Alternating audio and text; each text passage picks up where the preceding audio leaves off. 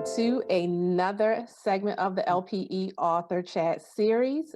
Tonight, we are wrapping up our special anthology edition with the moms from The Mom in Me, Volume 2. We have been interviewing the authors all week long. A lot of you have been hanging out with us for the whole series, so we appreciate you. But tonight, we have another special guest, another mom from the project, who is going to be sharing with us and closing us out strong. And that is Miss LaTia Reynolds. Welcome to the broadcast, LaTia. Hi, good evening. Hello, hello. And LaTia's chapter is titled Single Mommying It. And so we're happy to have you with us this evening. So welcome, welcome, welcome. So I've started with the same question with all of our authors. And so I want to know what made you say yes to this project, The Mom in Me, Volume 2. I received your inbox and I was like, who is this lady? So I did some looking around, and a lady from my church, Elder Kim, I kind of figured she gave you my information. So Yes. I just figured that was the push from God to go ahead and share my testimony.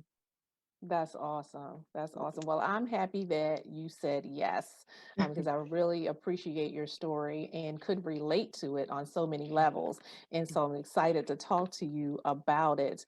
So tell me why you chose the title, Single Mommying It. What was it about that particular title? And why did you want to share on this particular topic? Single mom in it.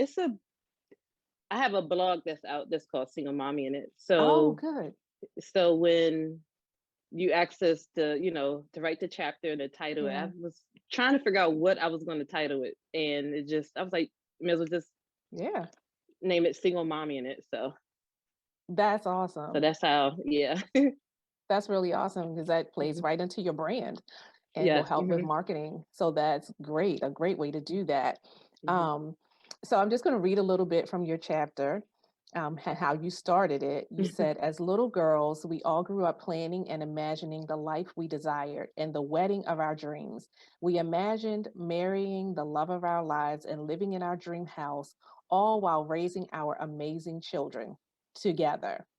For some, this dream became a reality. For others, such as me, this dream was interrupted when life, with its ever so unpredictable self, happened. And so I've been there before. And there is a moment after that when reality sits in and we have to figure out how to keep going. So talk to us a little bit about what that moment was like for you and how did you figure out what your next steps were? The moment when life happened, Mm-hmm. I knew it was coming with the way the marriage was dissolving. And when it happened, I can't lie, it was a relief. Mm-hmm. It was a relief because it was needed. So, but then I had to, put my focus on the kids to make sure that my children were okay. And Mm-hmm. they went through their ups and downs and trying to adjust to what was happening. So just had to I set myself to the side for a while just to make sure that they were okay. That's what we do. Yeah. So you said, I was married for almost 8 years, and just like most marriages, things weren't always peachy keen. We had some happy moments and some not so happy moments. We had our smooth sailing and we hit some rough patches. In spite of it all, we did what we were taught. We fought. We did the whole counseling thing. We talked it out. We even learned to communicate better than we had previously communicated. But with all the fighting we did to try to save the marriage, things didn't work out. And eventually that's when the father of my children walked out on us.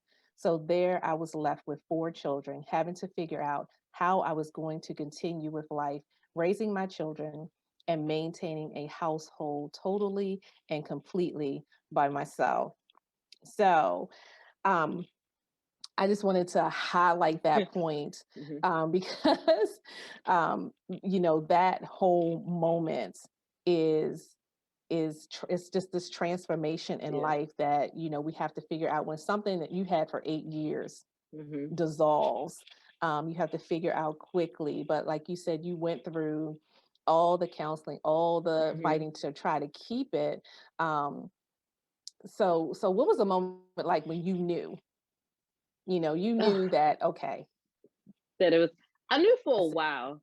Hmm. I knew for a while, but you grew up in church and they tell you to Yes. fight. You're not supposed to divorce, and you're Hmm. supposed to just stick through it and allow God to help you through it. And Yeah. I knew, like, I prayed and fasted, and as much as I tried to fight, I knew it was over, and it was better that it was over for myself. So many reasons. Yeah. Yeah, a lot of Yeah. reasons. Yeah, Yeah. a lot of reasons.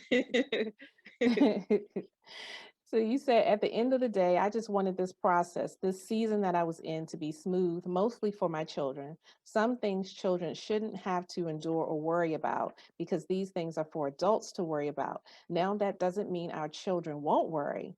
Children are very smart and they Yeah. are aware of what's happening around them. They're aware of the changes. They're aware of what seems to be out of the norm.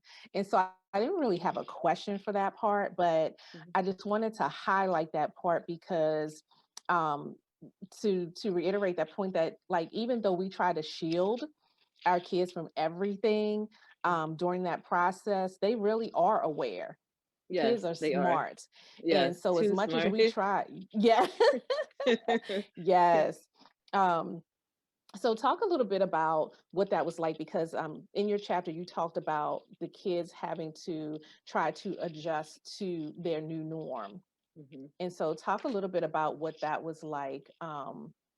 Well, let me share this part first because you said, can we talk about how much of a mess my house was? And I'm not Yes. talking about having junk everywhere. I'm talking about the emotions. There was a time during this period where my children didn't know how to adjust to our new normal. They didn't even know how to express what was going on inside them. And so what did that look like to you? Like, what was it Oh, that they were experiencing through that process? they were, they were, man, I was yelling a lot. They were Yeah. fussing and Hmm. fighting, and Hmm. I had to realize that it wasn't them. They just didn't. That's the only way they could get their frustrations out. Like my Yeah. oldest will go through his spouts and stuff, and I would just we're both hot headed when we get upset. So that was a Hmm. clash, and I would just we'll have our bouts, and then I would just go and just cry and pray and Hmm. try to get my stuff together and come back to talk to him. Hmm. um my youngest son, it seems as if he would know how I'm feeling because Hmm. he would react. Like in the classroom, they would call me and stuff to come get him. He would just Yeah. act out. So, Hmm. and I when I figured out, I was like, he would act out based off if I was stressed, but Oh he wow. didn't know that. So, but Hmm. I had to realize that. So I had to do stuff to get myself together so that I wouldn't project that energy onto them. So. Yeah. Yeah, it's certainly a transition for them, Mhm. and back to what I was saying before about and what you wrote about as far as trying to keep things, as normal as Mhm. possible for them, but really they're in it with us when Yeah. we go through Yes, that, they are. and so we have to realize that they're feeling it. They're the change is happening with them as well. Hmm. Even though we're trying to keep it normal, whatever normal Yes. is, but so tell about how it was for you, all of a sudden being a single mom Hmm. with four, right? Yes. Yes, 4. with four. Yes. Now that I have not experienced. I've experienced it with two, but not four. So that's quite a challenge. And so, and I believe I read in here that you were in school and Mhm, you had this full life going on. And mhm. so talk about like how that was for you trying to figure out this new normal. I don't even know how I did it. Well, it was God, but I just Yeah. you look back and you're like, "How did" I don't even know. And I know it was Yeah. God because I would have lost my mind. Like, my oldest 2, they were in school, and my youngest 2 are twins, a boy and girl. So they went to work with Wow. me. I work at a daycare, so they went to work with me. Oh. And eventually I took them out the daycare and put them in a home daycare. Hmm. So I had to go from across town to pick the twins up and then to make it back home in time for the oldest two to get off the bus. So they were like walking in the door when I was pulling in. Wow. So yeah, it was a lot. And Yeah. with school as well, I think I failed one of my classes like 2 times. It was just so stressed. I just Mm. gave up and, Hmm. pushed through the third time and, passed the class. So Good. it was a lot. It was a lot. Good. Yeah, I can imagine. When I read, I was like, she had to hold it down with four. Like, For yes, it was not easy. that's a definite. And it looked like though you had some sort of a support system around you Yes, too, though. I But did. like, so how important was that for this transition? It was very important because if it wasn't for my mom, especially, she Mhm. helped me a lot. Like even just, I'm not one to ask for anything, but she would just Yeah. give. And she was like, "Why you Okay. not asking?" I'm like, "I'll figure it out. Like, I'll figure it Mm-hmm. out." So she would just give, and she would come. She'll pick the kids up and bring them back. I'm in Pennsylvania, so she'll bring them back to Okay. Maryland. She'll bring them back to Maryland just so that I can have some time to myself. Or she would come and Right. stay a week at my house. And my Nice. godmom, she stays here in Pennsylvania as well, so she helped out a lot as well. So to Wow. making sure we were good, and she Hmm. would pick the kids up as Good. well. So That's yeah, awesome. That's awesome. So you said the day I became a single mother was the day I realized just how much strength I had. So yes. talk about that. Talk about that. Uh, um, I Where do guess you you think don't that know strength came from? God. Yeah. It came from God. Like it came from God because you never know how much strength you have until you're hit Hmm. with something with a life Yeah. happening. So you Hmm. never know. Yeah. Yeah. Well, I'm glad. Yeah, it's like in those toughest times, it's like, and then you look back on it years later, and like you Hmm. said, it's like I don't even know how I made it I through that, don't. but I do know, but Yeah. you can't even fathom like how you were able to make it through that Hmm. season. And you're right, it's like the supernatural strength that you get to just keep pressing forward. Yes. And so I'm Hmm. glad you found that. Glad your faith got you through. Yes, it So did. that's Because awesome. if it was something else, I would have been done. So Yeah. Yeah. yeah. And so talk a little bit about what it was like for you to write this chapter. What was the experience of Um, writing this chapter like for you? it was. I didn't know what I knew what to write, but I didn't know how to place it. So I Uh, would just, like in the middle of the day or when I was on break at work, I would just, grab my iPad and just start, writing, just letting God nice. lead me on what Mm-hmm. to write and how to place everything. So, Good. Yeah. What about the emotional side of it? And also, and did you learn anything new about yourself in the process? um, I learned a lot. Since going through, I found myself to be really emotional because I was so tough. Like I was the one like I'm not crying, and so now I'm just like I'll get the emotion. I'm like, man, what is going on with me? So I'm, in the middle of writing, I'm just like, man, I went through all of this and had to, Yeah. take a break and release Mm-hmm. that, and it was therapeutic actually. So very Awesome. therapeutic. So healing and Mm. Yeah. yeah, So yep, my favorite lines there is healing through writing. I say it it is. all It the is. time. And so Mm-hmm. I'm happy to hear that it created a space for you to be able to release some things, Mm-hmm. in writing out what that was like, and to give you that realization that, hey, like I did that, you know. Mm-hmm. Yeah. Yeah. So that is so awesome. Hmm. So tell people where they can purchase a copy of the book from you. We're planning for our launch tomorrow, but tell them Yes. where they can specifically, your followers, purchase a copy of the book from you. You can go to LaTiaReynolds.com and payment, everything is all the information will be on that landing page. That's awesome. Okay, Yep. so you guys, you go out here and you support LaTia and her amazing chapter, Single Mommying It, with all the other amazing moms that Yes. have written in this. And so tell me, what piece of advice, what piece of advice would you give to a mom that's gone through this or just going through this, and she's trying to find her way and her new normal based on what you've experienced, what piece of advice would you give? Um, go through it because it's a purpose behind it, and Hmm. your what you're going through can help your testimony can help someone else. So Yeah, just it's hard, but just keep pressing, keep pushing, and you'll make it through. yeah. You'll make it Yeah, through.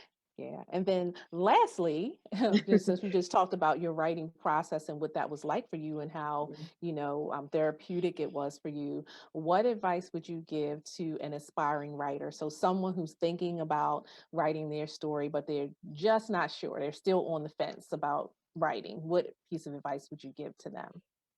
Do it. Like, however, get notepad, sticky notes, something. Just start writing. Everything, Start. everything will come to you. Just start. It Yeah. will flow. It will Absolutely. It did flow. for you, and it will for them Yes. too. Because you Yes, have a it nice will. size chapter going on here.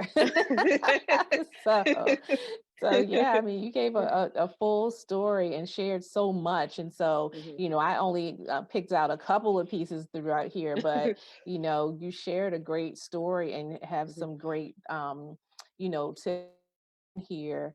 And so I'm just excited for everyone else to be able to read the Mhm. full chapter, beginning tomorrow. And Yes. so to our viewing audience, make sure that the link is on my page for the Mhm. launch. Make sure you click it, sign up because that's one of the ways that you get entered into all of the the drawing for all of the fun prizes that we have on tomorrow.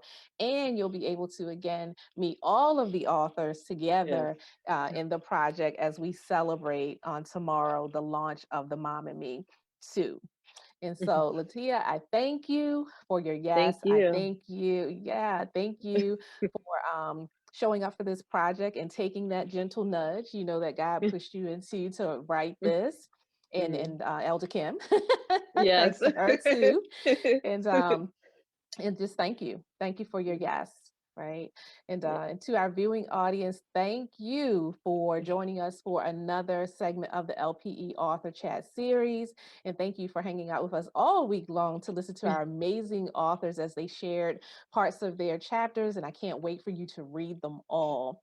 So thank you for being here. Thank you for showing up. And as I always say, if you're someone who is thinking about writing your book, head on over to www.laboopublishing.com to connect with us there. And we'll see you guys tomorrow for the launch. Yes. So take care and be blessed, everyone. And thank you again, LaTia, for joining us You're this welcome. evening.